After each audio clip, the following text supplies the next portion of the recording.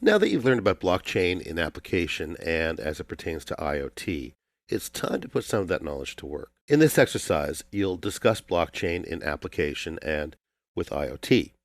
You'll explain proof of work and proof of stake, describe smart contracts, explain the steps in a blockchain transaction, describe the types of blockchains, and explain how organizations can use blockchain to secure IoT. At this point, you can pause this video and answer these questions. When you're done, resume the video to see how I would answer them. Okay, let's answer these questions. It's okay if you didn't answer them the same way. First, explain proof of work and proof of stake.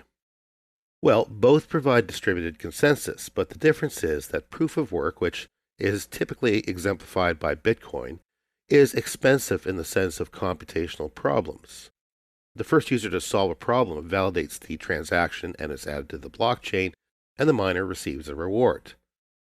Now, proof of stake, which is exemplified by Ethereum, is similar to proof of work, but the difference is that the winner is selected using deterministic methods, things like randomness, age, and wealth, and the miner is paid in a transaction fee. Next, describe smart contracts.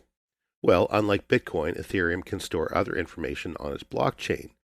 So the smart contracts are used in part to eliminate the middleman, things like lawyers and notaries. And it can store anything of value, so properties, money, commodities, equities, you name it.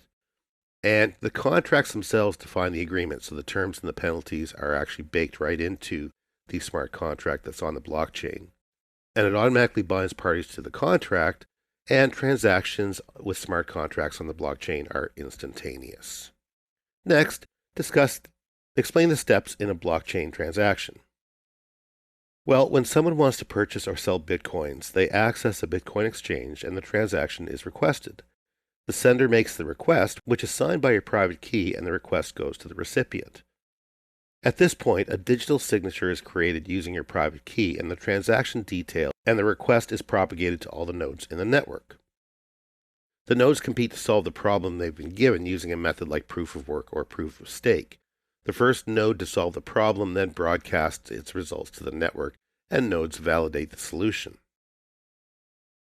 Once consensus is reached, that is, more than 50% of the network agrees on the solution, the transaction has been validated, and the transaction becomes part of the block being added to the blockchain.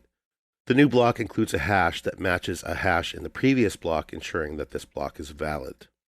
At that point, the recipient now has the Bitcoin, and it no longer belongs to you.